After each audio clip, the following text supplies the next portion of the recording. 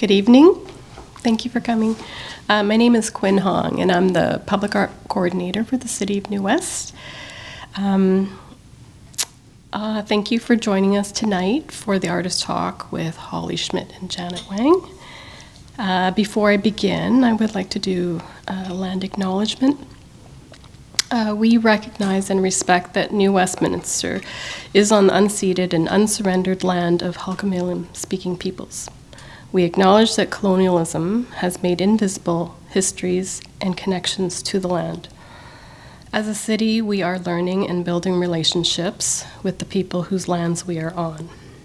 So the term unceded means that the lands now occupied by New West were never ceded through treaty, nor have they been purchased by the Crown from local First Nations, and acknowledges the dispossession of the land and the inherent rights of the local First Nations. Just a little bit about the residency before we begin. Built in 1865, the Irving House is a colonial home that belonged to Sea Captain William Irving and his wife Elizabeth Irving. The house was owned by 3 generations of the family before it was acquired by the city in 1950. With 159 years of history and memories, the house is an artifact that shapes our understanding of New Westminster. In 2003, the Public Art Program, in partnership with New Westminster Museum and Archives, initiated the Irving House Artist in Residence pilot and invited 2 artists, Holly Schmidt and Janet Wang, to explore and experiment in response to the site and surroundings of this historic home.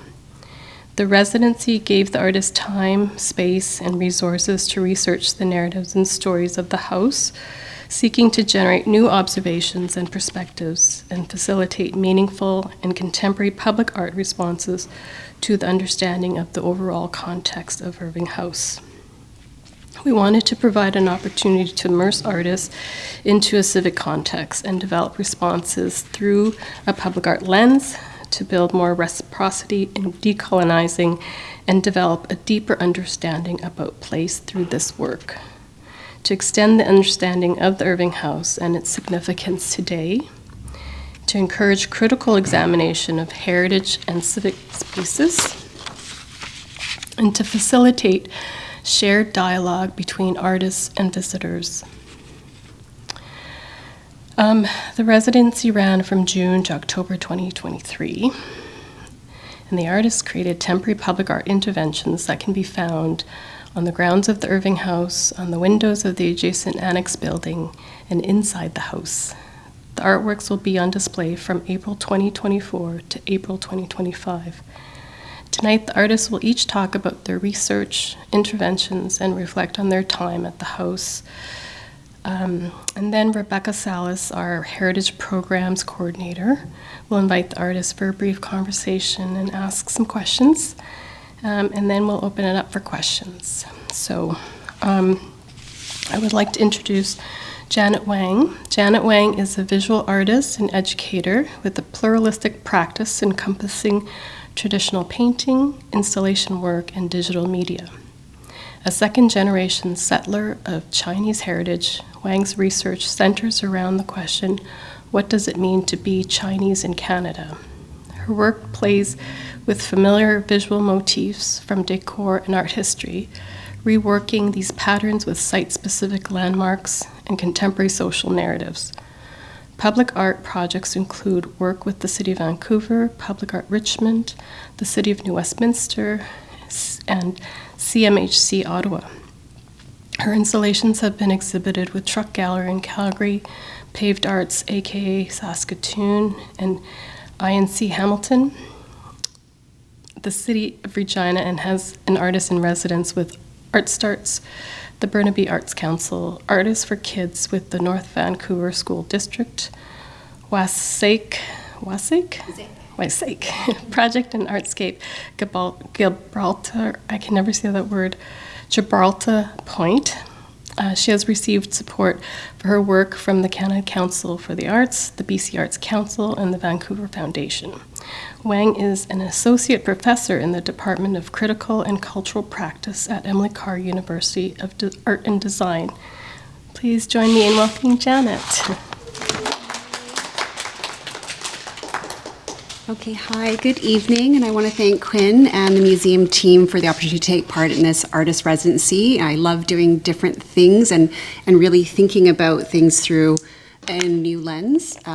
So I try and give myself a title for all of my talks so that I can kind of hone myself and not go too off track. But I really wanted to think through the term heritage and how that can be reoriented, thinking about my position in relation to what we have defined as heritage before, but also how we can decolonize this through reorientation.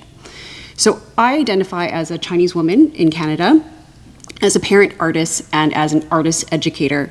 And I open with these hyphenated identities to acknowledge how there's certain complexities to how I am seen and how I negotiate the world and what I hope for our collective future. And so I would like to make a case for reorienting heritage by asking whose heritage matters. How can we make our understanding of history more pluriversal? And also, this is an ongoing question I get from people about my work, is why does history and heritage show up in my work? Now, I was trying to think about when I first was aware of a longer history of Chinese people in Canada, and I think the origin of that was these heritage minutes. I don't know if you guys remember these, but I remember first seeing this commercial, I think it was in 1990, and just being kind of like, first of all, it was so campy the way the whole thing was filmed. This boy, literally a boy, is asked to go in and put some nitro into what's going to become a railway tunnel. And then they're like, oh, when it blows up, they're like, oh, we lost another one. But he comes out victorious, as you can see at the end, and goes in again. And then it cuts to a shot of him with his grandkids, telling this grand old story of how he built the railways as well, too. But you could already see how many things were layered in that and how many things were also unsaid. And so through that, I was already aware of the way that Chinese people were part of the industries, the labor forces, how they built a lot of the infrastructure around BC as well too. So this leads to a work that was prior to this residency. So this is called Ports of Entry. And I wanted to show this one particular work just to show how I play with the idea of history and these narratives, and I'm not a historian and I don't stay true necessarily to the histories, but I like to be very playful with them and think about how I can be a storyteller as well too. So I first conceived of this work almost like a map. So it goes from the ocean frame over here, and then through the prairies, and through the idea of building the railways, and through resource extraction, through arts work, because that's positing where I am now, and then the idea of development. And looking at all the ways that Chinese people have been seen as kind of resources for development, for colonistic, capitalistic kind of ventures as well too, but also asking how that leads to how we are viewed today as well too. So to understand how I am viewed today and how we arrived at this point in time, I do try and use historical frameworks, and sometimes these historical frameworks come from art and design. And so on the left, what you see is an 18th century French design by Jean-Baptiste Pilon, and you can see this is this kind of very light, frothy, rococo kind of design, and you can see it posits this very orientalist view of these characters here, and I'm going to call them characters. And you can see how I'm quoting that also in my own work. So this is another layer upon that Ports of Entry work where I had it animated, and I collaborated with some student animators and audio designers as well too to make this a whole new piece. And so I want to be, again, a little bit tongue-in-cheek in my way of approaching this. And this one here is about the artist, and so I have myself in there two different ways working, and a lot of this was done during the pandemic, hence the mask that's there as well too. And so I really wanted to think about how this kind of continues to impact all the ways I see and all the ways I think. And I think this is one of the wonderful things about art, is that we can use it as a way or a lens to see the world differently. And so all of this led to further research. And when I really started to grasp onto the idea of what research was, and not to have it be like, I'm going to pay homage or prestige a historical work, I really started to think about what does it mean to actually dig into history a little bit more. And so during the pandemic, because of residencies being canceled and not being able to gather with people, I pitched the BC Arts Council that I would do this research residency where I would travel the Gold Rush route, which is this heritage trail, that's how it's listed on the websites for Tourism BC, And I would go and see these sites and try and understand the landscapes, the terrain that these Chinese laborers would have seen with their own eyes, but would have been actually building, and what that would have looked like to them. And so I embarked on this 3-week camping trip with my kids, all of us packed into a little tiny trailer. Thought this was a great idea, but it was the pandemic, so we tried everything. And we went from Lytton, which is the image that's first depicted on the left, and we were there during that heat dome. So we were there 2 days before Lytton actually burnt down. But we were quite fortunate in that even though we were there in this blistering heat, and we were camping in this heat as well too, we were able to go to the Chinese History Museum in Lytton before it was destroyed.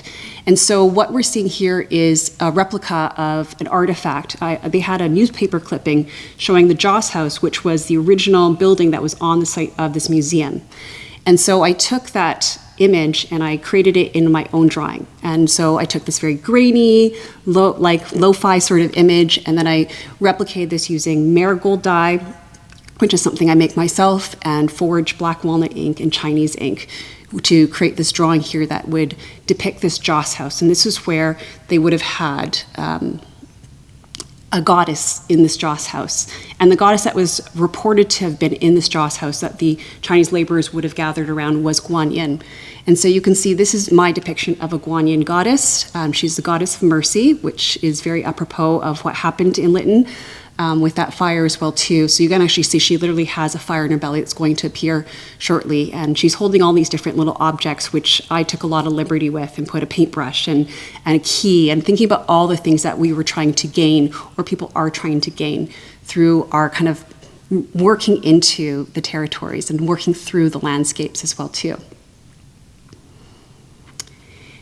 Now, I first visited the New Westminster Museum a few years ago. I had gone to the New Media Gallery with my kids, and so I thought this image was quite appropriate. This woman who was crossing the street with her children to see the exhibition, and we kind of wandered to the side to the museum. And I remember being so surprised to learn that there was a Chinatown that was thriving here before, and this was a history that I had not known of. And I'm really very, very much love smaller city museums, because I think you discover so many little stories that you will have never been exposed to in the larger centralized museums. And so I really was quite interested in the idea of delving further into the archives here and trying to understand how this could continue my exploration of this idea of what does it mean to be Chinese in Canada. And for this residency to be specifically situated at the Irving House, which is this gem of a heritage house, and it kind of is that very typical heritage house where you walk in and there's the stanchions and you see all the things that are preserved very beautifully as well too, and you get this idea of the grandeur, but also the things are so different from your own moment in time and your own way of living as well too. Whenever I've entered these heritage houses before, I've always felt this removed, because even though, you know, the ask is that you as the visitor will try and imagine yourself in this space and imagine what would it be like to use a bedpan here? What would it be like to scrub your laundry on these like washboards or so forth? Well, the truth is, for a lot of that, I didn't see myself, because that's not what the inhabitants or the heritage that was being displayed would have, you know, been for. It wouldn't have been for someone that looked like me, until I realized, looking at the archives, that very specifically those laundry washboards and the kettles and so forth would have been handled by Chinese servants. And so the two images that I really kind of grabbed onto were the two images that I have found in the archives of the servants that worked and supported the household in the Irving House. And so here is a Chinese laundryman and a gardener who worked for the Briggs family. And then this is an image that shows up a couple of times in my work as well too. So I actually have some text underneath, which is not the current text that goes along with this archival photo, but I was really fascinated with the change in the language and even how these Chinese servants were described. And so you can read it over my shoulder if you'd like as well too. But it just changed from being more colloquial, more anecdotal, maybe not as respectful. And then I noticed that there was a change looking at this, going to saying a photograph showing an unidentified Chinese servant at the bottom of the stairs, and you'll see these stairs in another video I'm going to show later on as well too. But even just recently, I was asking for permission to use these archival photos for another project I'm doing, and then the archive said, oh, actually we've changed the text, and now it is Chinese cook who worked for the Briggs family, which I thought was actually such a wonderful change of that language, now saying this is someone who's working. They're not just identified by a label as servant, and not saying that they are the Briggs owning this person working for them as well too. And no, it's not ownership, but just the semantics of that I thought were really important. But I love this particular image. It really felt very familiar to me, so I decided to play with it quite a bit. And when I went into this residency, I thought I was going to do all these different things with ink or looking at the queue, which is the braid you see wound around his head here.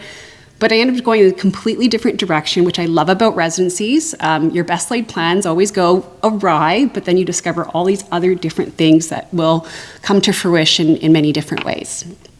And so one of the things is I love playing with old, cool ways of seeing. So they do have this wonderful stereograph in the living room. And so someone captured a picture of me staring at one of these stereographs. And if you've never looked at a stereograph before, they're like those old Viewmasters where you have two images that are doubled. And then when you're looking at them together, those images combine. They have a slight shift of how your two eyes would see slightly different angles. And they'll combine to create something that appears to be 3D. And so all the stereographs in the Irving House were the Victorian collectible ones, so showing, a woman fainting on a bed or a little girl holding a posy of flowers. And so I decided to be a little bit cheeky. I don't think I told anybody I was going to do this, but I actually made my own stereo cards and I put them into the collection. So I just slotted them in. So I made one of this servant or this worker.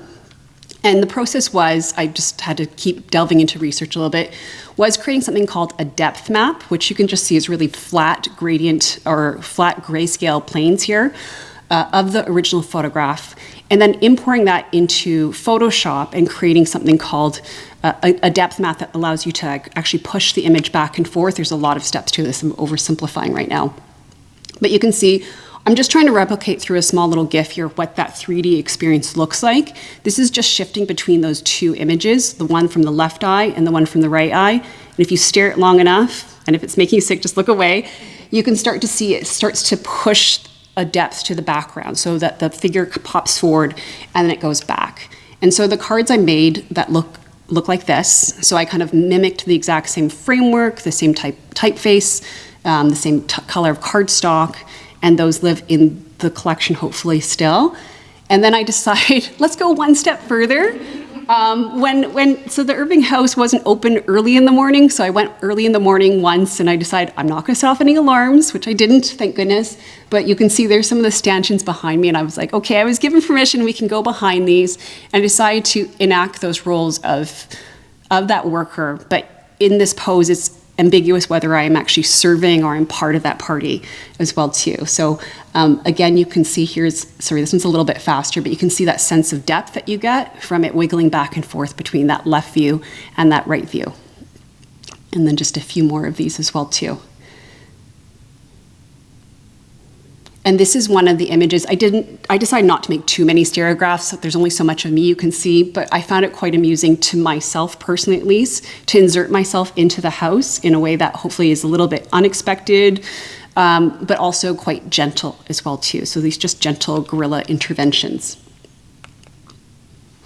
Another thing I was thinking about is I have done a lot of work with decor motifs. So I did look at the beautiful wallpapers in the house and I was really inspired by them. And so I decided to try and replicate the registration patterns, so the repeat of the wallpaper for myself.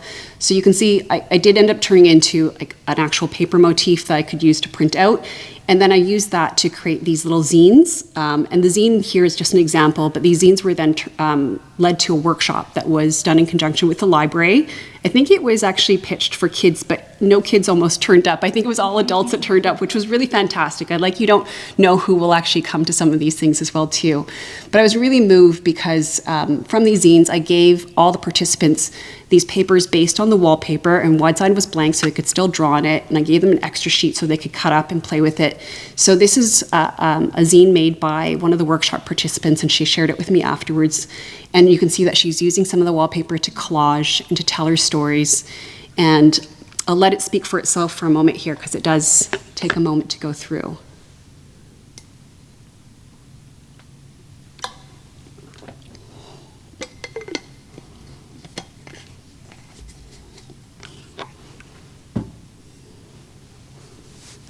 And the great thing about these zines, they're just a single piece of paper, but you can see that Suzanne was very clever in turning it into something that actually became more sculptural as well too.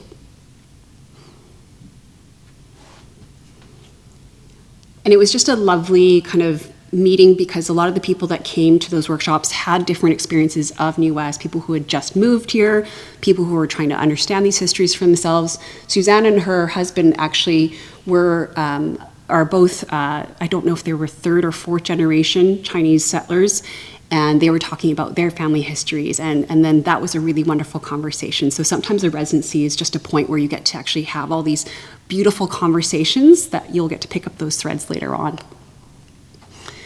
I mentioned a little bit about the marigold that I use. I did try and grow some marigold in the garden, but it was a little too late, so I think I got 1 or 2 flowers off them, but these are from my own home garden, and I was making some inks from these, and I think Holly and I had some wonderful experiments also trying to make inks together as well. Some more successful than others, and some smellier than others as well too. But I did also want to do some things that were true to the way I like to work, which is very traditional at points. So I did take one of the irons from the teaching collection, and this thing was incredibly heavy. It's solid cast iron. And so I painted this one here using a lot of that walnut ink that I'd pre-made, but also some of the marigold ink, which I used to dye the paper because it's not a very strong color, so you actually have to layer it again and again and again to get a good saturation of color. So this is one of those drawings, and I was really trying to capture where the iron was really smoothed along the handle versus very pockmarked in other areas where maybe it had, been banged against the stove a couple times or had gotten a lot of use. And this may not have been one that was actually used by the workers that we saw in those photos, but I thought that was really interesting to think about all the hands that would have touched these before. Now, I do like to work traditional, and then I also like to go into the complete opposite side. So the other thing I decided to start playing with was 3D modeling. And I'm not a 3D modeler. I've tried to teach myself Blender and all these tools. It makes my head explode.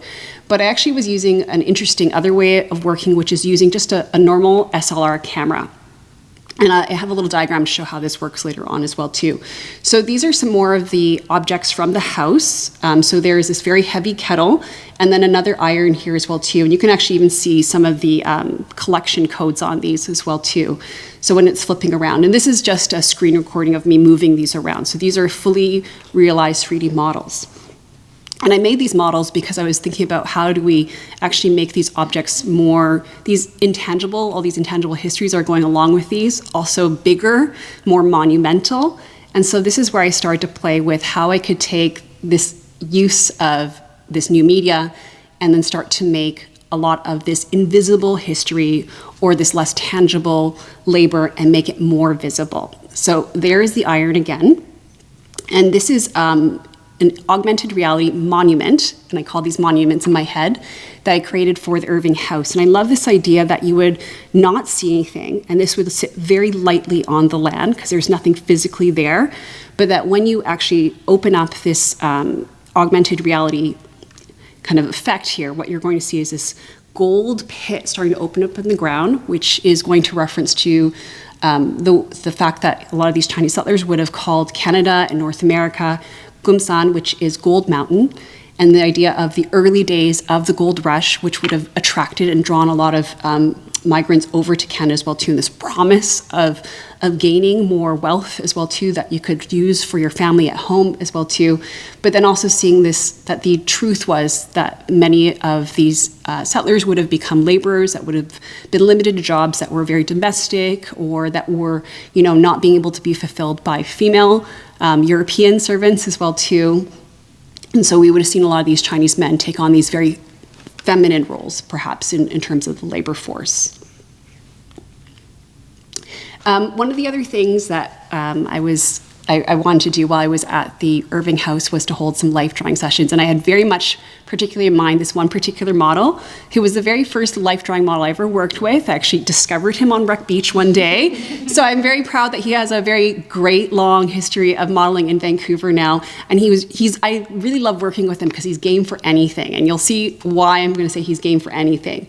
Now, he actually got dressed up with some clothing that was in the closet at Irving House where they used to have some of the guides wear these costumes, I would say, as well too. That is not a practice anymore, but it was kind of fun to delve into there and just say, okay, what can we find that would be similar to what we see these workers wearing in these photographs. And so he posed here, as you can see, in the just plain white shirt, black pants. I even found, which I didn't realize, but you can't see it because it's also hidden by the broom, but he's wearing what are called kung fu shoes. And so I had to go through Chinatown asking for kung fu shoes, which I felt very cringy about. But he does have a pair of these on. This one store in Chinatown had 3 pairs, all just perfectly in his size. So I was very happy to find those. And you can see he, as I said, he was very game to do whatever pose I was asking him. And because it was relatively quiet the first time the guy came around, I was able to do a lot of photography and do also more of this 3D modeling. And the 3D modeling I'm doing, here's Guy, is actually created by taking hundreds of photos. And so you can do something very similar on your iPhone. There's lots of apps for that, but it's actually better with your SLR camera because then you can get really good high-res images and that you're not limited to just what an app can create. You can push those limits a little bit further. So this is one where I had Guy take a very simple standing pose, and to his credit, he was able to hold that pose for a long time. And even when we had to put him up high so I could go underneath him, he actually was still able to take on the same pose. So to do this type of 3D modeling, it's called photogrammetry. What you have to do is you have to take photographs that overlap each other, going around the x-axis, then around, the y-axis as well too. So that was the really tricky one to do. There was a lot of ladders, chairs, and me crouching on the ground involved in that. And then also going in as many directions as you possibly can. And the idea is that you can then take these hundreds of photos that all overlap each other. And then there's different software out there that can take these photos and stitch them together and compile, first of all, kind of like the 3D model itself. And then further from that, they'll also take all of the images of the textures of the skin and the clothing and then add that to your 3D model. And so this is the resulting 3D model. It's not perfect. There is a hole in the bottom of his foot that I'm not going to show you. But I also really love how his feet and his legs started to take on the grass and the pavement from where we were standing as well too. So it's by no means perfect, but I think it was so fun when it came up. We just started cheering because it was very exciting to see this happen. And it was very accessible as well too. So why did I do this? Was it just so I could spin this guy around on my computer? No, it's because I wanted to make another augmented reality monument. And so I was using a software called Spark AR, which leads right into Instagram basically as an effect. So it's not a standalone app. I wanted to make something that was going to be really easy for people to access. And so here you can see, I'm not this impressive. A lot of this is already a template, but you have what we call these patches, and this is how you create your code. So it's a lot of drag and drop. And so I just show this to you to make me look cool, though I'm not that smart. But it's really amazing because you can create things that have certain timings or certain reactions. So you can tap it and change the size. With the iron, you can make it disappear and reappear. And so this is the augmented reality effect I created called Worker. And so I used, I think it's like some sort of pickaxe kind of head. Then it was another 3D model I created. And then I planted Guy on this. So when you open it up, you see this kind of axe appear, and then you kind of just always scan up, and then you start to see that there's this guy who's standing at the very top, and he has this very monumental gaze, and he's gazing kind of into that near future, hopefully optimistically, and hopefully in a way that is going to be hopeful for our futures as well.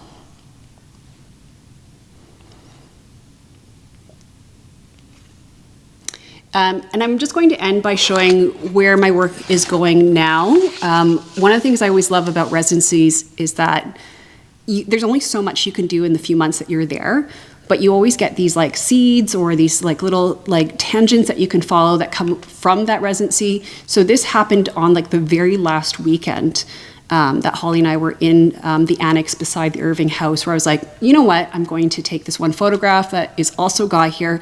I printed some fabric with the pattern of the wallpaper because I had this idea of having him kind of hidden in that wallpaper.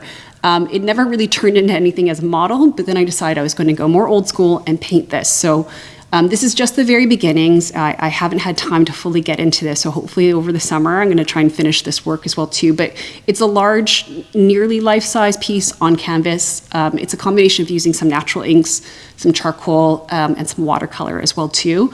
And it's going to be slowly built up. So you can see here I'm trying to replicate the image that we see on the left and then make that in the right as a drawing. So I usually use photography as sketch or as a kind of a concept ideation for myself first, rather than showing the photography. So this has been a very new way of working with these augmented reality models for myself. And then the other thing I'm going to be working on as well too, and this has been an ongoing project. So this was already happening last year, but this is why I was connecting with the archives recently, is I'm creating this virtual reality interactive game. And I'm doing this to recreate, as you can see on the right, this space, which is Harling Point. Harling Point is a Chinese-Canadian cemetery located just outside of Victoria. It's the westernmost and the first and earliest Chinese cemetery, I believe, in Canada. But rather than making it very didactic, when you enter into the space, you first enter into the world that's on the left, which feels more alien, which feels very foreign. And I want to evoke in the player or the user this feeling of being out of place, which would have been a lot of the experience of these Chinese settlers and workers as well too. And speaking a lot of things that happened in that, a lot of the workers were promised by, let's say, CP Rail or different corporations that would have brought them over as labor forces, that their bones would be repatriated to their home villages after they died, and that didn't happen in a lot of cases here. So this site is quite fraught, but I think it's also a very beautiful story. So trying to unlock that history by using something quite futuristic to tell that story, and knowing that that is a way of reactivating or re-engaging history as well too.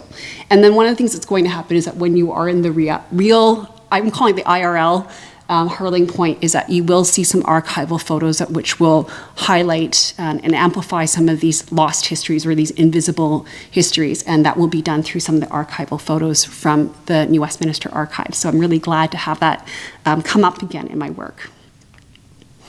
And then this will be my segue to my fellow artists in residence, and I just had such an amazing experience being working alongside and being in the same space as Holly, and understanding Holly's working process and understanding the depth of her research and how that is applied and how that's realized in her work. So I'm really glad to say that we have this work that is on the windows at the annex outside of the Irving House too. So you can see some of the images I've shown are popping up again. So there's the image of myself arranging the flowers, or there's the iron, which is the drawing. But I also wanted to put my own hand in there, just the idea of this kind of hand reaching out, picking up the scissors or the iron as the person who is engaging with that history and engaging with those workers. Okay, thank you very much.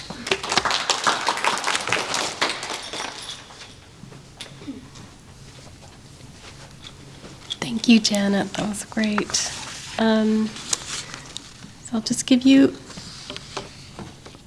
a little introduction to Holly Schmidt, who will be speaking next. Do a little tech change. Okay. Sorry. Should I wait? No. So Holly Schmidt is an artist, curator, and educator that moves across disciplinary boundaries to explore human relations with the natural world. She uses methods such as walking, interviews, and photo-video documentation to immerse herself in different sites and situations where questions and ideas emerge. These explorations lead to the creation of projects that involve a diverse range of collaborators to create social spaces, installations, and events that bring people together around shared ecological concerns. Her exhibitions, projects, and residencies include City of Vancouver Engineering Artist in Residence, the Futures Floating Residency with Other Sites, and Sydney Festival, Mantle, a group exhibition at the Art Gallery of Evergreen, the Vegetal Encounters Residency with the UBC Outdoor Art Program, Quiescence, an exhibition at the Burrard Arts Foundation, the Pollen Index project with the Charles H. Scott Gallery, and the Till project with the Santa Fe Art Institute. Schmidt is grateful to live and work in Vancouver, Canada, the unceded territories of the, you have it all in, of the Sorry, Quinn, Squamish, Tsleil-Waututh, and Musqueam, which is which nations. So please welcome Holly. I'm just going to do a quick check. Yeah, okay. And I'm going to grab my water. Go.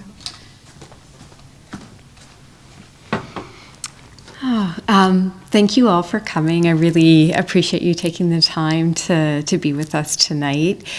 I did want to kind of expand a little bit on my introduction and just mention that I am a settler on these lands. My grandparents settled in southern and central Alberta in Treaty 6 and 7 territories, which are the traditional and ancestral lands of the Cree and Blackfoot people. I moved to Vancouver about 15 years ago to pursue my studio practice, and I'm continually grateful to live and work on the traditional unceded territories of the Musqueam, Squamish, and Tsleil-Waututh people. To further extend that, though, I would also like to say that I'm thankful to be able to learn from the land and also from its traditional stewards.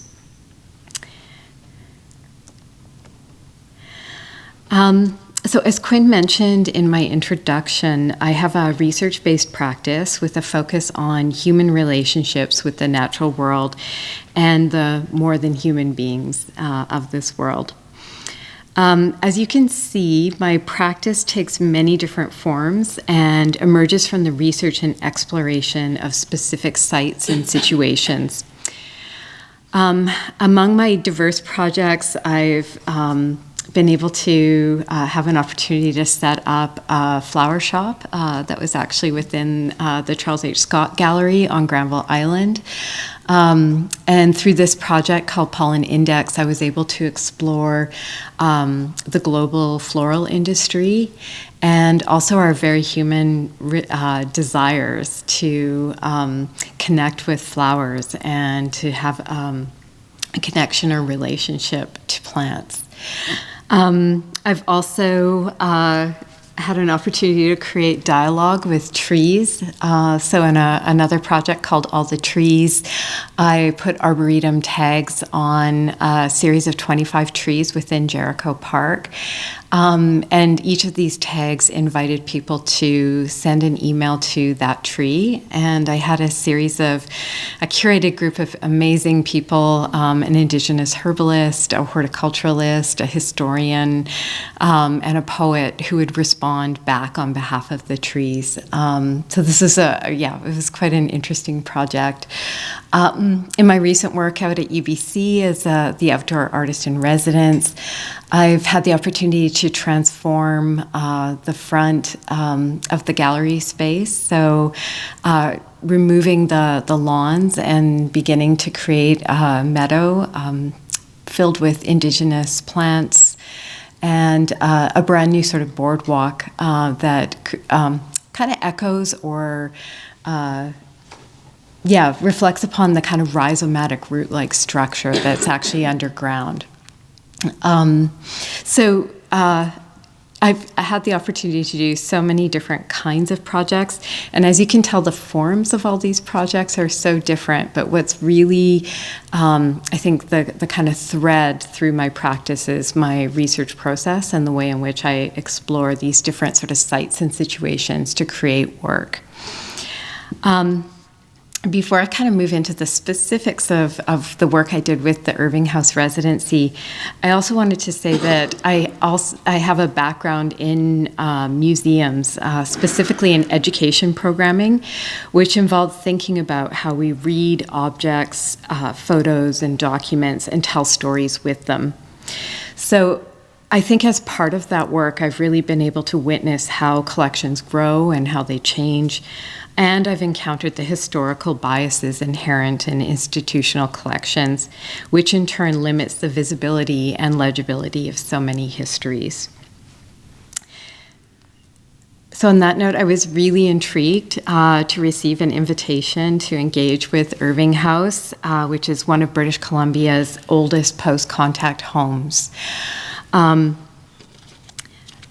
Maybe just as a little side note, I should mention that as part of my work in museums and with education programming, I also actually worked within a heritage home. It was based in central Alberta, and so there was an interesting feeling of kind of encountering Irving House for the first time and having it sort of evoke memories of this sort of previous experience I had as a student.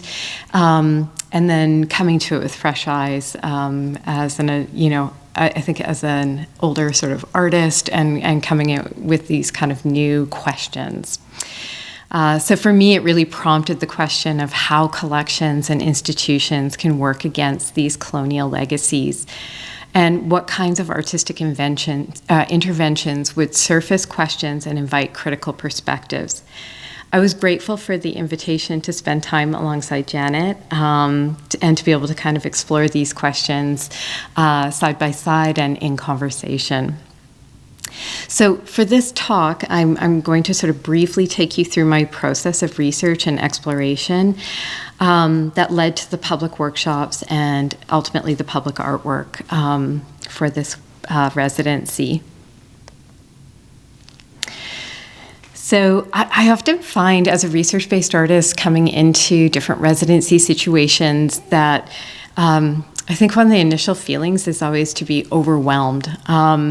There's so much to learn, there's so many questions, there's many rabbit holes that I ultimately end up falling down, there's dead ends that I bump up against, and then there's also lots of sort of unexpected discoveries. It's in these moments that I feel it's important to pay attention to what is compelling, so what really kind of tugs at my attention. And for me, it was the wallpaper in the front room of Irving House. So I was fascinated by the gold sheen of the wallpaper, but also the tropical plants that are actually embedded within the pattern. I even found myself researching the different plants in the wallpaper because I was curious about how tropical they appeared. And so actually in this sort of close-up of the wallpaper, you can see a fuchsia plant that's actually blooming. So all of the plants within the wallpaper are really from a tropical region, even though the wallpaper itself was actually produced in France. I found myself sort of sketching patterns as well, like really getting in close, trying to see what the wallpaper was comprised of. I also found myself trying to imagine what this wallpaper would have looked like at different times of the day. This photograph is on a really bright, sunny day, so you can sort of see the sheen of the wallpaper. But there were sort of gloomier, rainy days when I was in there, and it took on just a completely different sort of cast. I tried to imagine what it would have been like at night with the fire in the fireplace and how the light from the fire would have kind of danced across the surface of that wallpaper. So it was really evocative to me. It posed a lot of questions. It brought up a lot of feelings for me. And so that stayed with me. Sometimes those first impressions, it's just that there's a hook. There's something that really grabs you and kind of stays with you. So that actually, seeing this wallpaper led me to the museum collection and to all of the wallpaper samples that were actually preserved from the house. So there's layers upon layers of wallpaper from the 1880s to reproduction wallpaper from the 1980s. So 100 years of wallpaper that represent, I think, these sort of the lives that were lived in this house, but also changing ideas about the home and I think the kind of almost like the ways in which it's sort of like the lives lived imbue the wallpaper, and the wallpaper begins to imbue the lives of the people lived in the house. So these wallpapers felt almost like these sort of ghostly fragments or remnants of all the different lives across the century.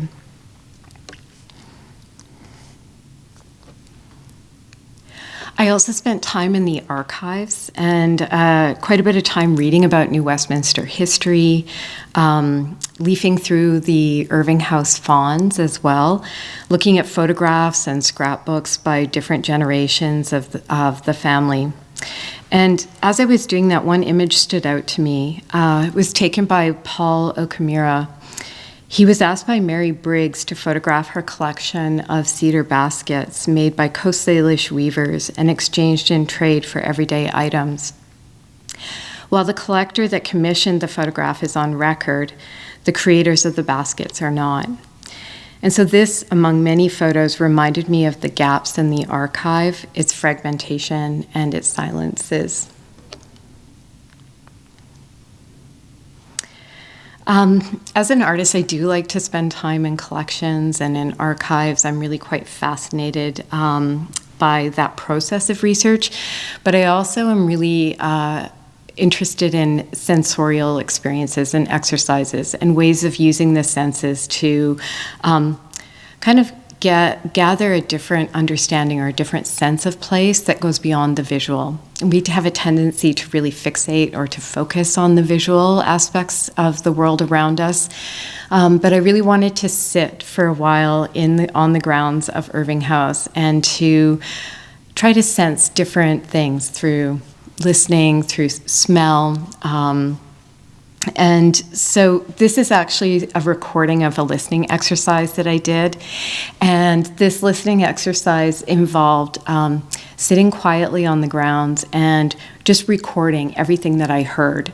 And as I was recording, I, of course, noticed what a busy site this is. So for any of you that have actually been to Irving House, I think you'll probably know that there's this really strange kind of dissonance between this house that sort of recreates this moment in time, and yet it's in the midst of like this very busy urban space. So there's this really loud road that goes by. So there's constant sort of stream of traffic. So a lot of my listening was sort of hearing birds in the trees when there was a red light, and then punctuated by the sound of big trucks kind of make their way up the hill. And so I was really kind of caught between that sense of, you know, what might it have been like in the past, in those very early days of sort of colonization, and when this house was built, what kinds of sounds might I have heard? So, you know, just thinking about some of the things that might have been, you know, thinking about what Janet was mentioning in terms of like the washing of the laundry. So what would that have sounded like? The boiling of a kettle, the sound of boardwalk and footsteps on boardwalk as opposed to pavement. So really just trying to kind of work through this kind of dissonance between present and past that I think comes up on that particular site.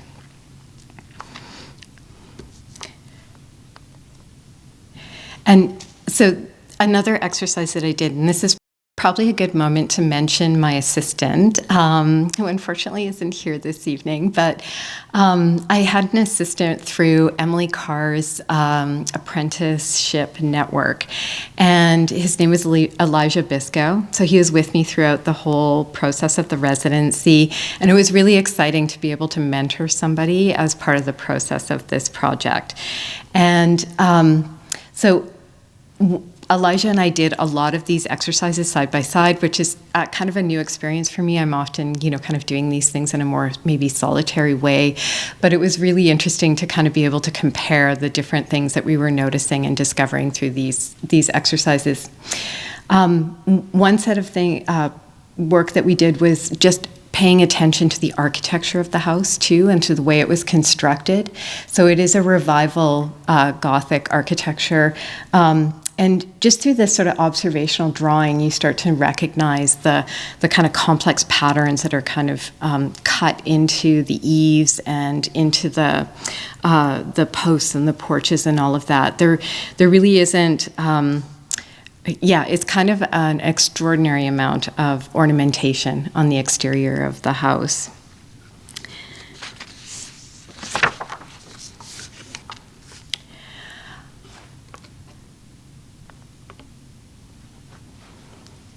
So while we began these exercises on the exterior of the house, we did eventually move into the interior, and we spent time sort of taking note and drawing within the front rooms. And it was hard to sort of escape this kind of profusion of botanical imagery. It's almost a little bit claustrophobic. There's a sense of every single surface has ornamentation, and every single surface, you know, whether it's embroidered, beaded, painted, woven, has some reference to the natural world. So it was hard to kind of escape this this kind of ornamentation, and it really brought to mind sort of what was popular at that time, what was considered,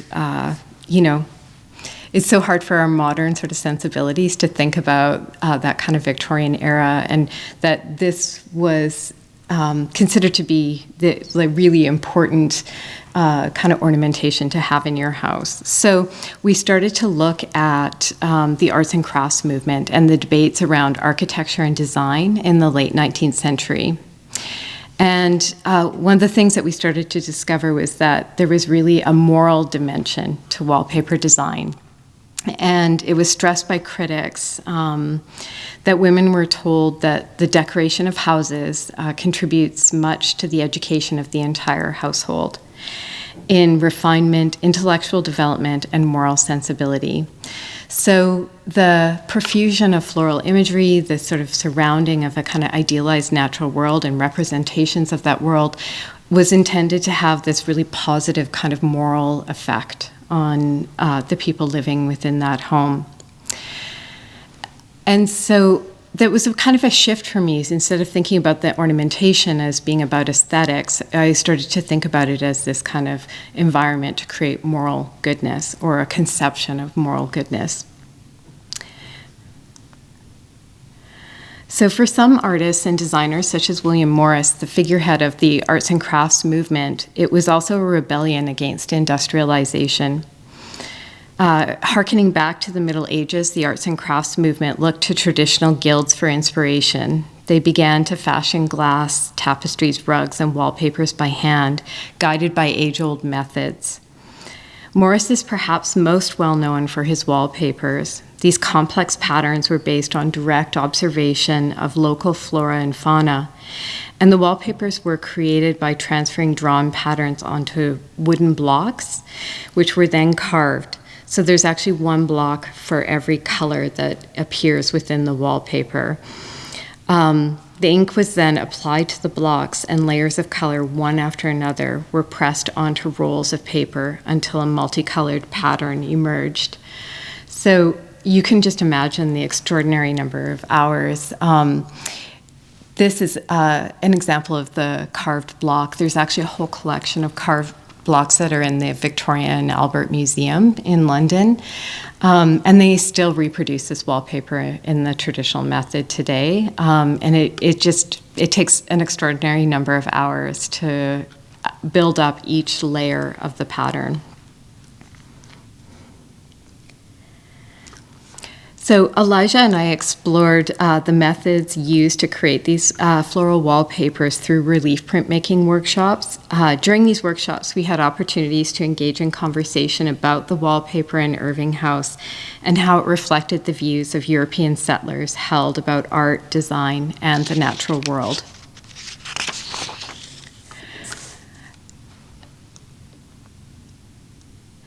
And through these conversations, we became curious about how the creation of New Westminster and the colony of British Columbia impacted the natural world here, and how that might contrast the botanical imagery presented in European decor created at this time. So we visited the Beatty Biodiversity Museum and met with Linda Jennings, curator of the herbarium, to learn more about the ecological transformation of this region during the creation of the colony of British Columbia.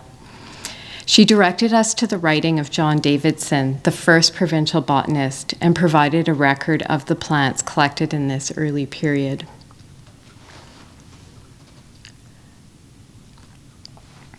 We also returned to the archives to seek out early photographs of New Westminster, and the images of clear cutting showed that this region lived up to its name of Stumptown. You can see from these images the clearing of forest to make way for the new capital of the colony. This period of ecological destruction and resource extraction is commented upon by botanist John Davidson. He speaks about the draining of wetlands and clearing of forests and the introduction of new species, which he refers to as the weeds of cultivation. So my research into the botanical implications of colonial expansion and extraction came together with my interest in the idealized representations of the natural world featured in the ornamentation of this period. I decided to create a wallpaper based on representations of the weeds of cultivation. You can see hemp nettle, dandelion, and curly dock. All these plants are non-native to the region, and each is considered a pest by the culture that brought them here. At the same time, these species provided a source of food, medicine, and fiber, properties recognized and embraced by Indigenous cultures and herbalists of varying backgrounds. Working with graphic designer Risa Iwasaki, my drawings were brought together into a diamond-patterned wallpaper. Each plant is emerging among cedar and fir branches, which come to form the diamond shape.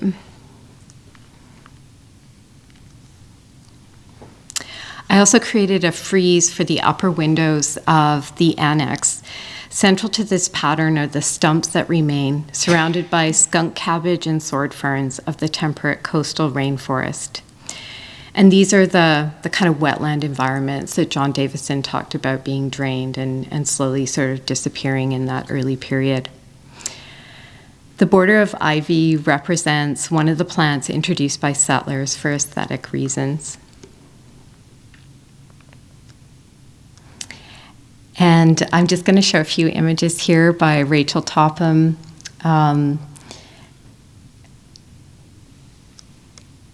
And it was so nice to be able to come together with Janet and to kind of plan out how these works would sit side by side.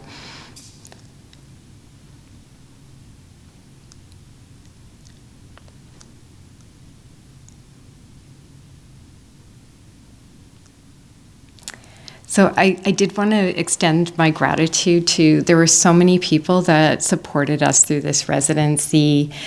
Quinn, thank you so much. Rebecca, is that Rob in the back? I don't have my glasses on. Thanks, Rob. Also, Erin, the amazing archivist here, and Rebecca, who is the tour guide and program assistant at the house. Also the amazing interpretive team at the house, who I think really made us feel quite welcome and shared a lot of their knowledge. I also want to thank Janet. It was like such an incredible pleasure to be able to work alongside you, and I learned so much from your research, but also your working process as well. I feel like we need to come up with another reason to work together again soon. I also want to thank Elijah. He was such an amazing apprentice, I guess. It seems weird to talk about having an apprentice, but an amazing assistant for this project. Risa Iwasaki, who did such incredible graphic design work, and then Rachel Topham, of course, for the photo documentation of our projects. So yeah, thank you so much.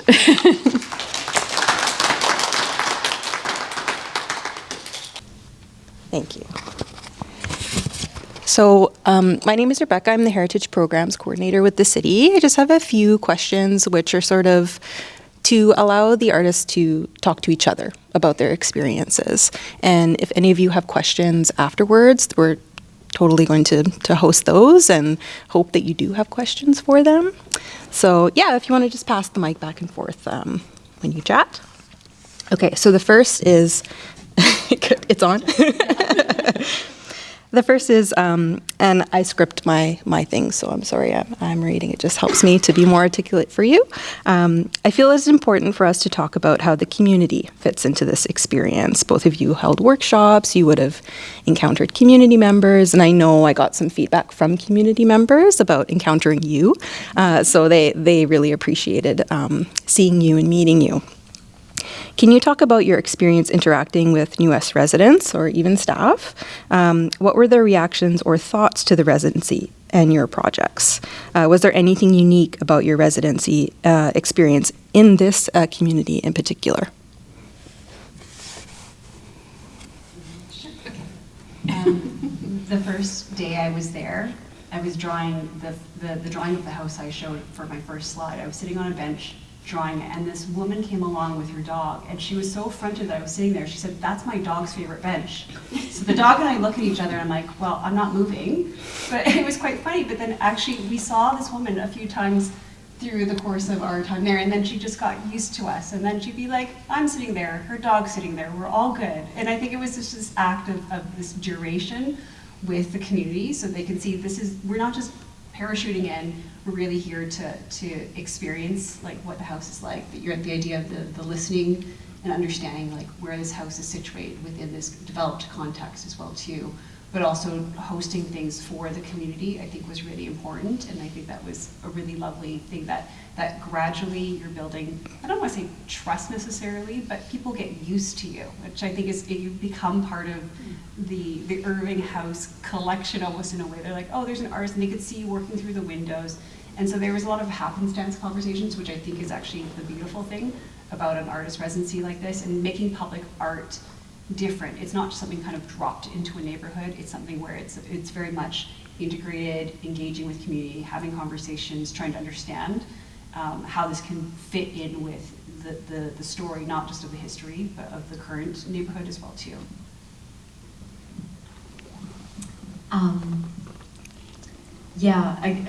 So there's a kind of a few different ways I went about connecting with community as part of this residency. So I hosted a series of different workshops, and because I was working with Elijah, and he really wanted to learn more about hosting workshops, designing them, building those kinds of relationships with the community, we actually decided to do like a couple kind of what we called, just to ourselves, prototype workshops. So we actually held a couple of informal workshops, and just to sort of see what it might be like, what people were responding to, who showed up, what kinds of questions came up. So the first one was actually focused on botanical illustration, which is something that I have a particular interest in. And we were working with inks that we made out of different types of tea.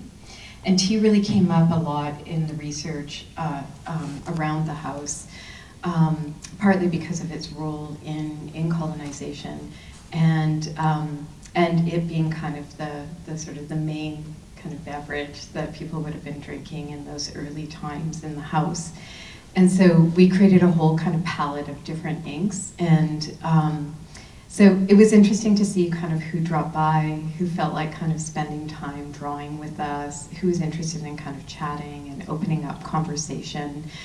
And it was actually through that initial workshop that there was kind of some interest sparked in creating botanical inks, and a conversation started to form around that. And eventually, actually, Janet and I did some botanical ink making, as she mentioned in her presentation. So I kind of like sometimes workshops can feel a little bit overly formal, but really I often feel like they're just kind of an instance of this sort of happenstance where we can kind of come together, we can sit and make things together. And it's very disarming to sit and make things together. I think, people start to open up. When you're sitting and drawing for an hour, you can't help but enter into all kinds of fascinating conversations. And so I like the kind of organic nature of these sort of informal workshops and what starts to come out of them. And often that ends up inspiring me to kind of go back into the research, go back into the studio. It brings up different questions for me. So I appreciated being able to do the kind of prototype workshops, and then also hosting the more formal kind of registered workshops like the printmaking workshop. The other way that I tried to engage with community as well was to take part in an embroidery workshop that was being hosted at Irving House. So I don't feel like I always need to be the person facilitating in order to engage with community. Sometimes it's even it's even better to kind of be more adjacent, I guess, a participant in a workshop or an event or an experience. So I met an amazing group of women that came for the embroidery workshop. They ultimately ended up coming to a number of the workshops that we hosted. So you kind of start to have this momentum, this kind of a cumulative effect where slowly but surely there's a kind of a feeling of community that starts to form around a residency or around a project. So that felt, I think, really special and really important. And I guess in terms of what was unique about New West, I think, you know, it was interesting. I mean, as Janet said, it was very much a neighborhood space, as much as a historic home where people might be visiting as tourists. So it was kind of, I always felt like through these different sort of engagements with people, I was getting a sense of New Westminster. I was getting a sense of place, and I kind of felt like people were trying to kind of bring me into this place and what it is that they loved about this place. So yeah, if anything, I think by the end of my time, and this is true, I think of most residencies, you always feel like you're just on the cusp of something really interesting, really exciting, that brings people together, and it's like you want to be there for longer. Thank you. Follow-up question for Janet. Was the dog brown? I actually don't remember the dog itself. I just remember we had a good stare-off though as well too. But it was just that lovely sense of like, people just saw us every single day, being there and working, and we'd be there sometimes during the tours that were going through the house. And I was like sometimes shuffling out of the way, but sometimes I was like, here's a stereo card that you want to look at. And then just like seeing their face surprised, they're like, oh, it's you. So it was just nice moments like that. But I think the idea, going back to the prototype thing, I thought that was really interesting too, because we were able to have some open houses and workshops, I was able to test things like the augmented reality with people that came in, and then just knew what worked and what didn't work. I had one woman who I was pointing out to her, I was like, oh, try this. And she said, oh, you made a QR code, patted me on the arm, good for you, and walked away. And I thought, okay, that doesn't work just as a QR code. I have to do more with this. Like, I have to have an image, I have to tell a story, I have to like make sure this doesn't feel too like mechanical or too cold. And so that was okay. I have to go back to the image again too. It can't be too invisible. So it was really great to learn also from the people that were coming in. And and that's one thing is I think we need to be porous and open to the learning coming from both sides as well too. Mm-hmm. Thank you. I ask because we definitely have some neighborhood stewards. Mm-hmm. Yeah. And one with a brown dog who we see all the time.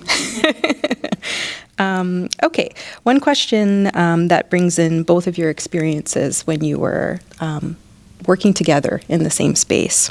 Did your individual artistic processes or interests ever intersect, conflict, challenge the other, or support growth?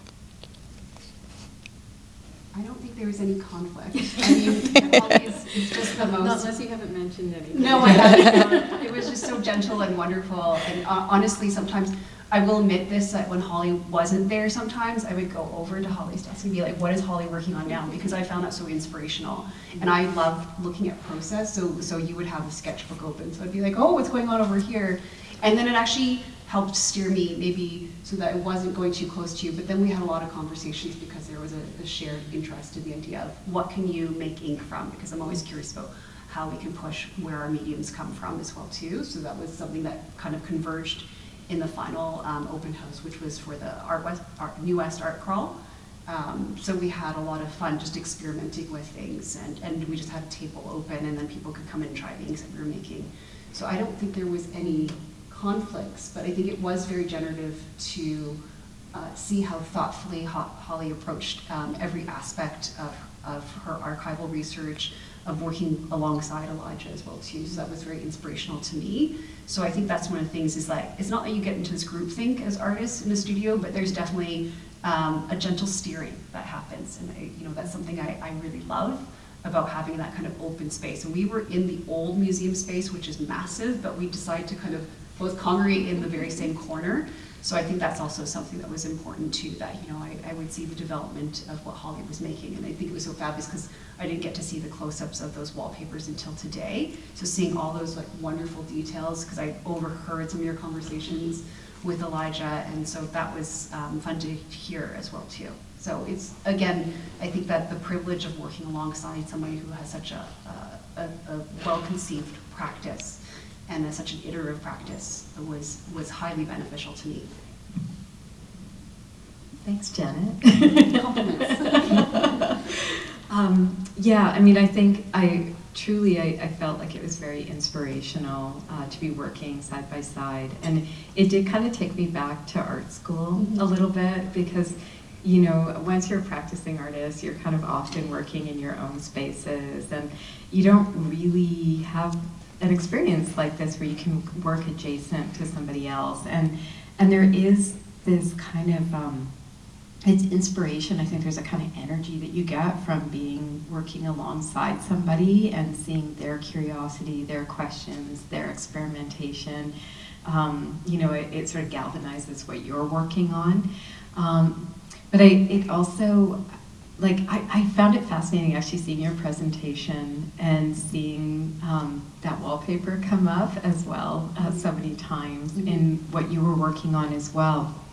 And I'm always kind of amazed how you can be kind of focused on a similar thing or some, you know, but the directions that you're moving or the trajectories that you take can be so distinctly different as well. So there's like a resonance between them. But yeah, you can be moving in completely different directions. And so I found that really kind of fascinating. And I think I just like, I found it really kind of motivating just to see the kind of range of experimentation that you were doing, Janet, too. And I, especially with the work that you were doing with all sorts of different sort of new technologies and all of that. And yeah, I found it really inspiring. So yeah, I didn't really sense any conflict or any sort of challenges. If anything, I felt like I was continually learning from Janet and being inspired by her, so. Thank you.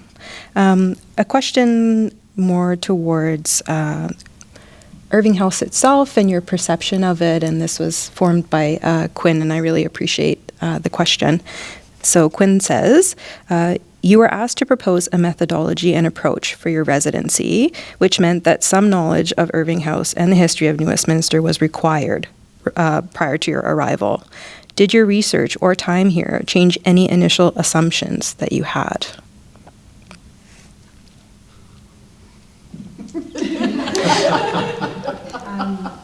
I'm not sure actually, and I think I'm still sitting with it as well too. And I will say, I don't think my brain is the type that understands history and timelines that well. I'm a very visual person, and so that because there were so few images that were about the Chinese workers specifically in the Irving House, I had to build and layer my own narratives on top of that, and that's why I brought in Guy, the model, as well too, because I really want to continue to do that. But I also sometimes will use history maybe as a launching pad to kind of speculate what our futures might look like, because we know that these histories of exclusion are continuing on, will be something that we will continue to see being enacted, and we're seeing that today.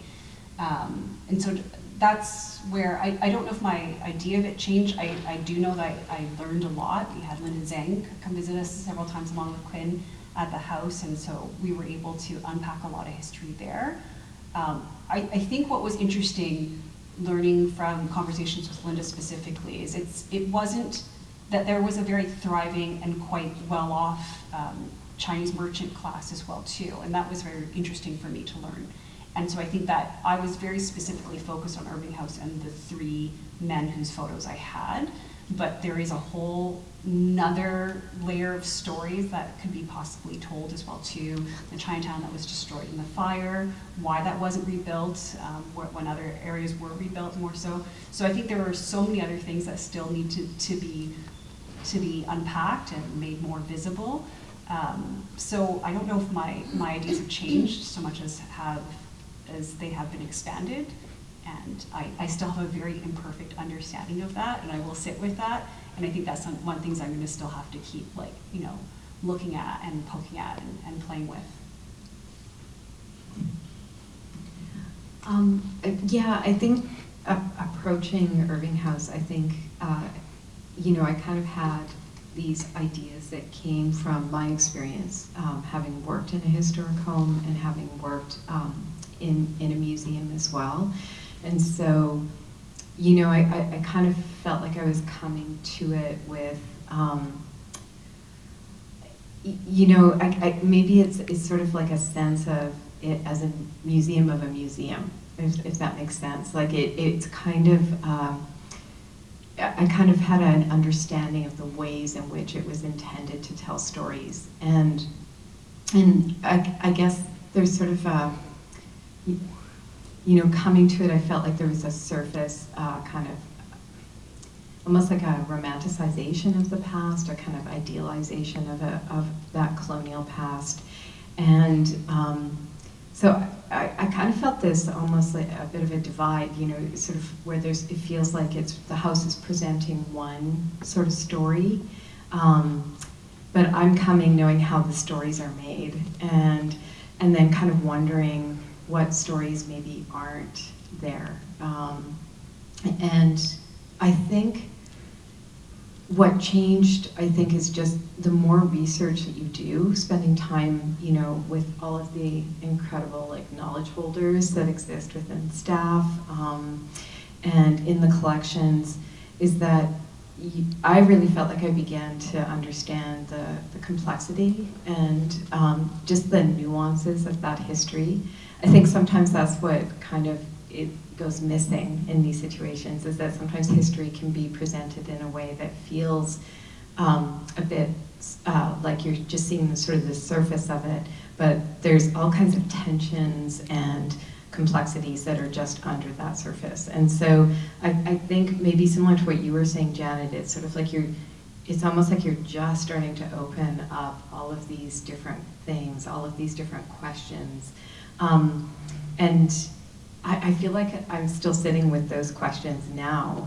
There's still so much that I feel like I need to come to understand, not just about the house, but actually what it did is the house opened up.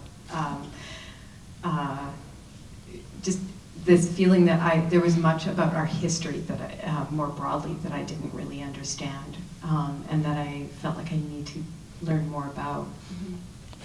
Okay, thank you. I have a question prepared, and it's still a bit of an incomplete thought, if I'm honest, because it's something I'm thinking about all the time. But I'm going to throw it out there. And if you have an answer, great. If you don't worry about it. Maybe we can open up the floor to everybody else. And I know it's important to a lot of our staff on the museum and archive team. So as staff in Heritage, we are constantly observing and reflecting on the places that we steward. There is a deep appreciation for the stories that Irving House can tell, but we know that the historical interpretation and place of the house in the community carries and exists within a strong colonial bias.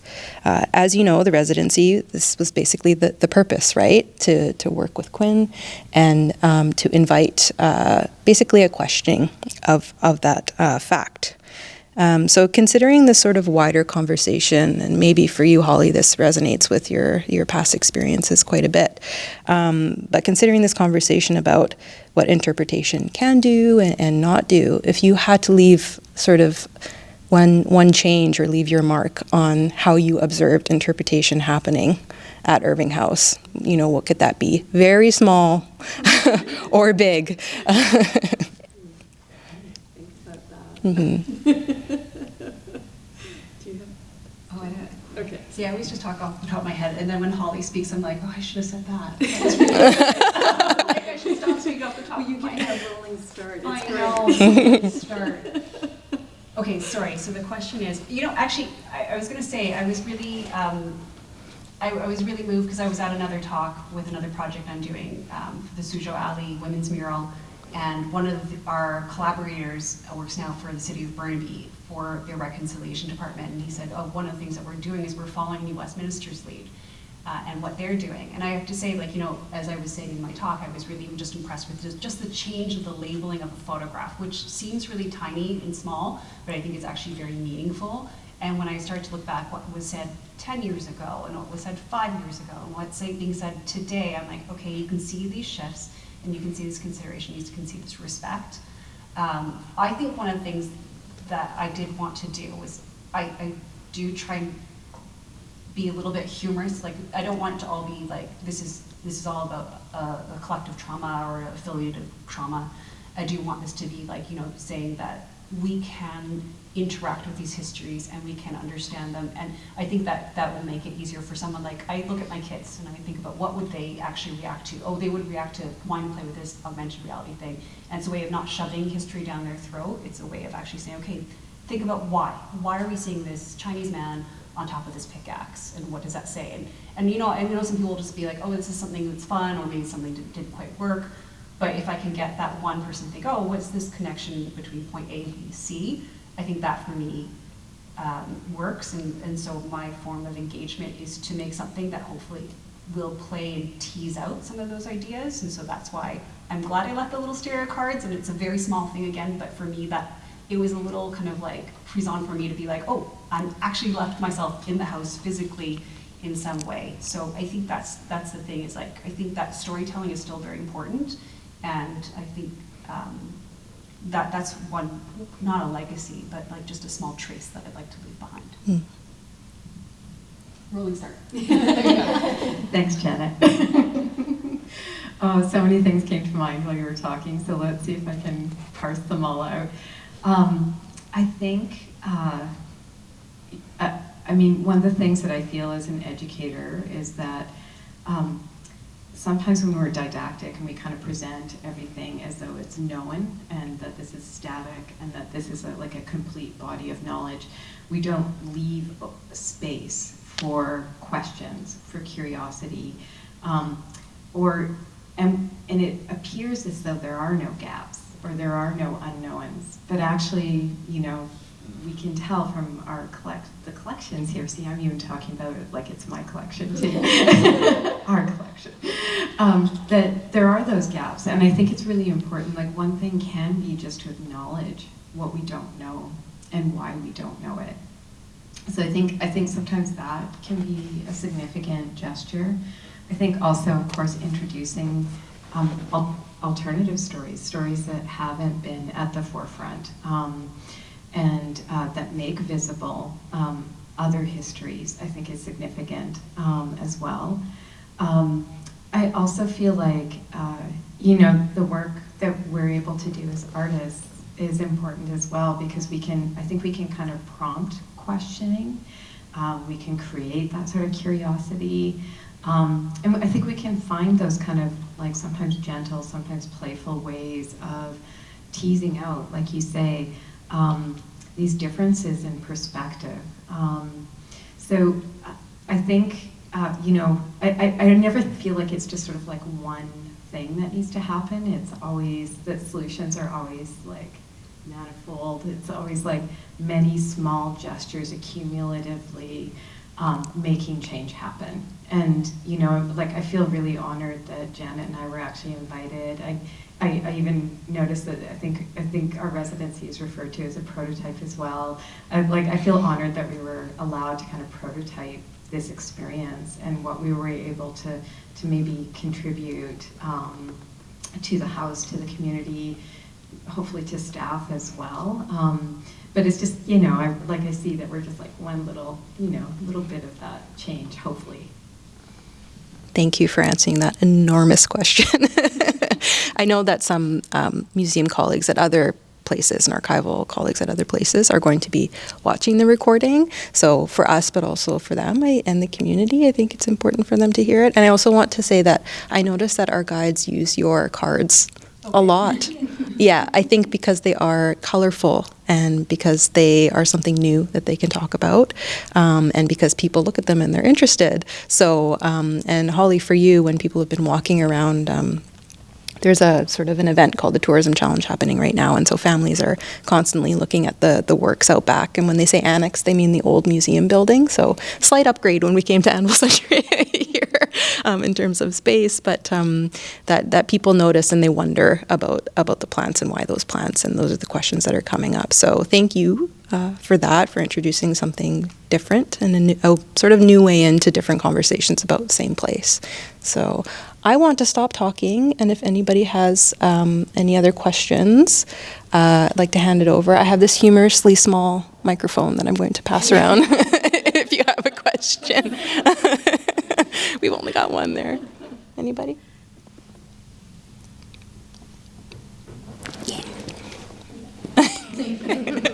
You just want to hold that I microphone. Hi, thank you for that beautiful presentation and for that beautiful mark making, the visual mark making you've made on the Irving House, but also in the archives. And that's where I want to take this question, is you've talked about your learning journey within the archives, within the community, yourselves, your practices, and now you've made something. And now it's going to be part of this living archive. What is it that you would like the future Holly and Janet, when they come across these interventions, to think about? Or do you hope that your work also inspires others who are looking through the archive and asking those questions and being curious to look at your work? Or how do you want them to engage with your work?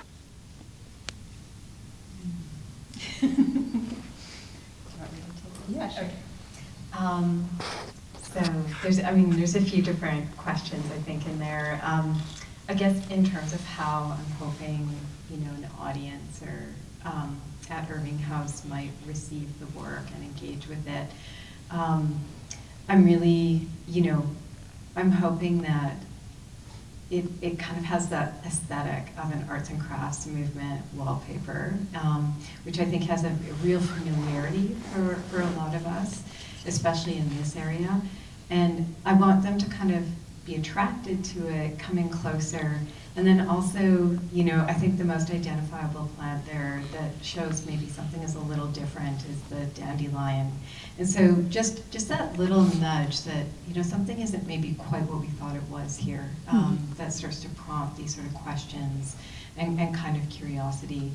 And I guess for me, just like in a broader context, I think of climate crisis, I think it's really important just to take the past into the present and to think about how we got to where we are now, and that this kind of colonial perspective of expansion, extraction, and subjugation of people has really brought us to this current moment of climate crisis. It's not. So I obviously those are lofty goals for any project, but I think that's at the heart of a lot of my work, is that just through these subtle changes, people will see that something's amiss, and it might lead them to these larger questions.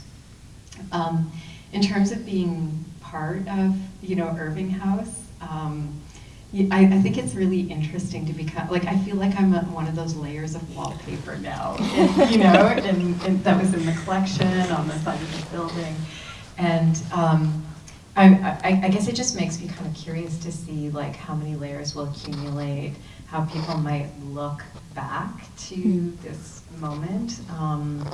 And I hope they see that, this is part of a larger kind of generational change or shift that's happening. I'm really curious to see what New Westminster would be like in 100 years, or that they saw that this was a necessary and significant change.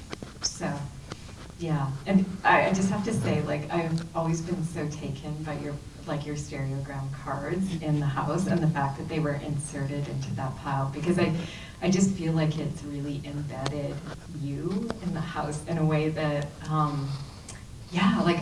it could be 25 years from now. There might be a whole new set of interpretive team, and there will be this oral history of where these cards came from, who Janet is, all of that, and the storytelling that kind of might emerge from that. I'm fascinated by, but I won't answer for you.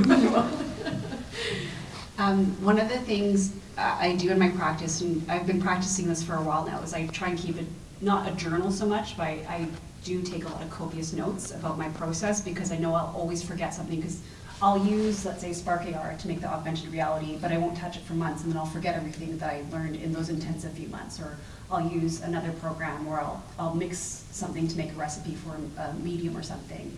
So one of the things actually I tried to do through this entire residency was actually to keep a very consistent log of the things I was learning, the people I'd spoken to, what I'd done each day as well too. And I was thinking about it in an archive. I'm like, will someone want this for their archive in the future? I don't know if you want to see all my notes, but there's a lot. That's so, and I thought there was a lot, but then I looked back, I was like, because they're kind of all over the place, they're not that long, but I'm like, okay, I get this snapshot of all the things I was thinking through. And I even almost want to include in my talk today the laundry list of things I pitched to Quinn, saying, these are all the things I'm going to do. I didn't do any of them because I thought I was going to do a completely different thing. And that's one of the things that I would say is being very open and allowing things to swerve where they will, because I didn't make any of the things I had originally said. And there's still images that live in my head, but I really look forward to maybe 2 or 3 residencies, other residencies down the road. They'll be like, oh yeah, that one idea will come back. And that's one of the things is like you actually as an artist will often go back into your own archives and revisit an idea that didn't work and maybe failed and iterate it again. And it will just be more appropriate for that time. And right now I want some of those ideas weren't ready yet, but again, it's that prototyping that I think is really important. So I think we're always doing that cataloging and archiving for ourselves too.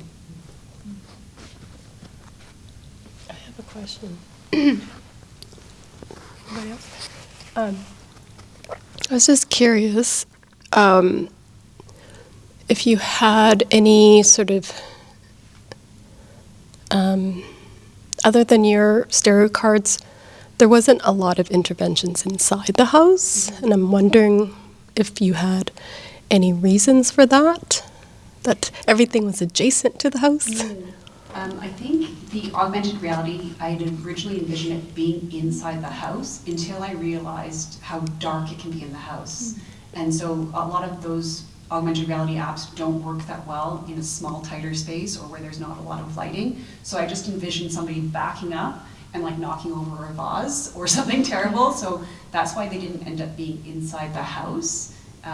If I had my way and if I had like all the hours and the know-how, I would have liked to do more interventions inside the house, because that was on my laundry list of all these ways that you would see an image in a frame that would be you inside this house or something like that. So again, there's many different things that germinated but didn't quite come to fruition while I was there, and it was just from like my limitations personally. But that's why I think I didn't end up being in the house, but also it was to also make it very apparent on the outside, because both those photographs were on the outside, I think for the same reason. It was dark inside the house, you know, there's limited space as well too. So that's why I also chose the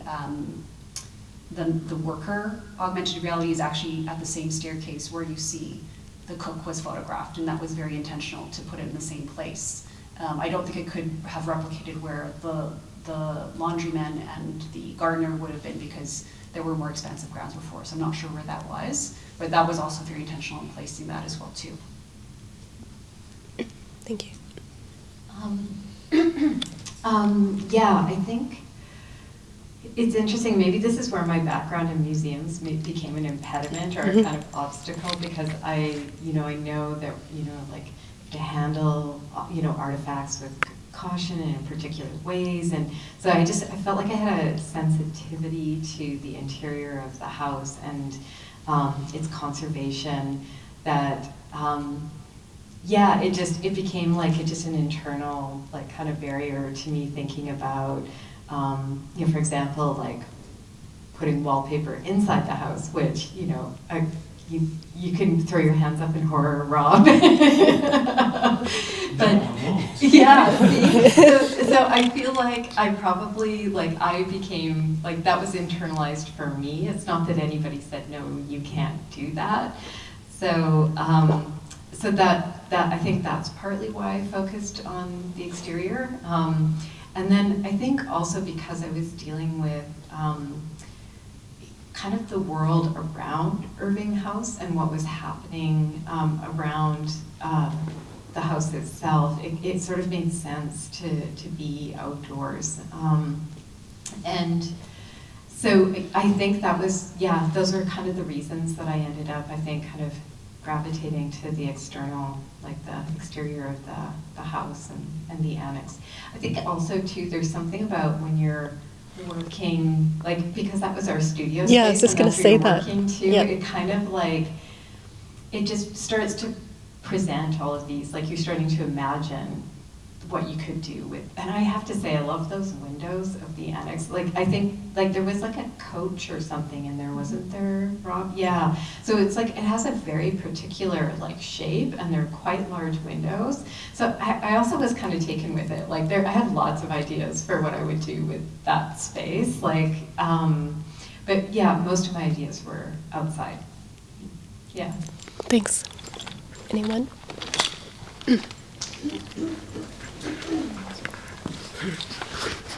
My question might be a bit more practical.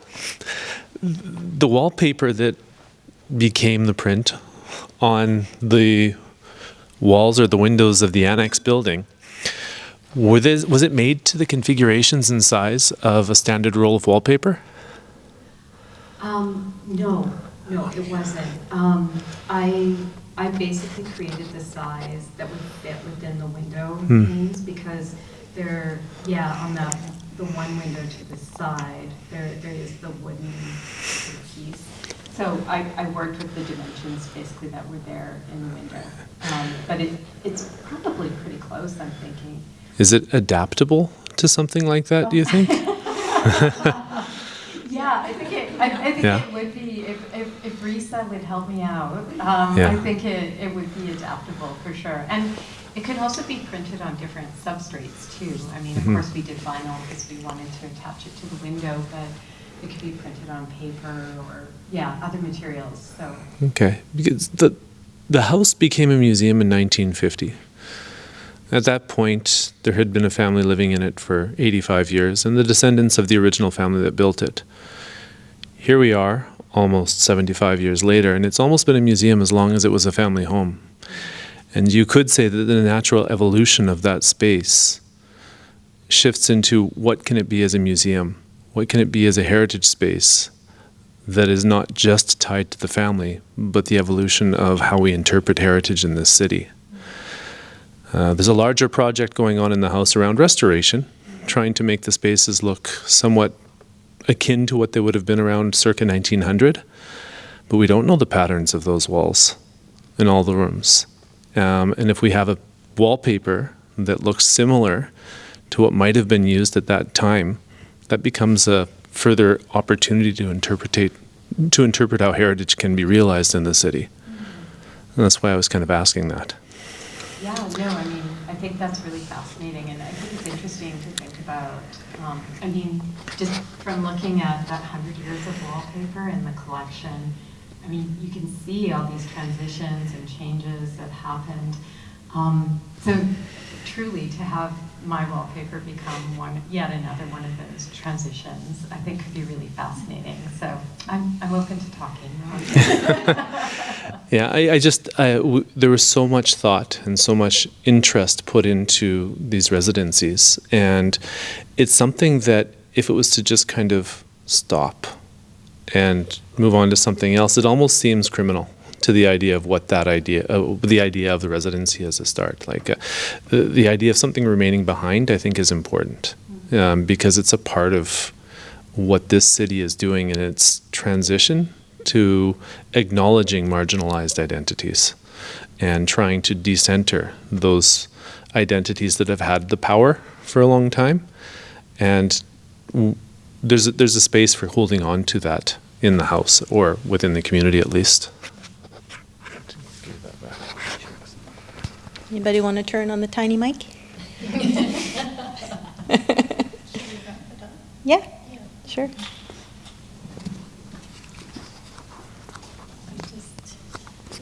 Nobody has any more questions. I really wanted to thank both Janet and Holly for everything. I think as a pilot project, we really lucked out with the two of them. And you were chosen because of your practice, the similarities in your practices, but also the generosity of your practices in terms of how you approach publics, you know, and the Irving House really needs that kind of generosity and the gentleness, Holly, and the playfulness. Like, I think your humor and your gentleness really made people feel safe and will help the house move them along this journey and wherever we end up. But yeah, and I really enjoyed your talks because it just brought out a lot more of your experiences. So I really appreciate hearing all of that and learning from you. And I hope that people come out and see the art and their interventions. And I hope to see your works in the collection and to be enjoyed for many years to come. The purpose isn't to have permanent public art because we want to talk about public art in different ways that is not monumental and is not static, and this sort of constant, you know, sort of talking through history as it progresses, as opposed to just, like you say, just stating facts, like there are facts.